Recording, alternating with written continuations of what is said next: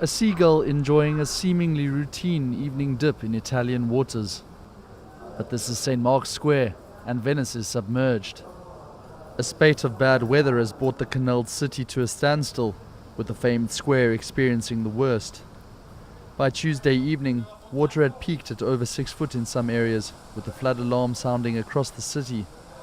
But despite the highest tide in more than 50 years, locals say this could have been prevented.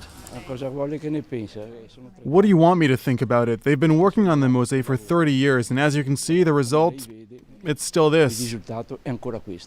Since 2003, the mosaic, a massive infrastructure project, has been underway to protect the city, but it has been plagued by cost overruns, scandals and delays.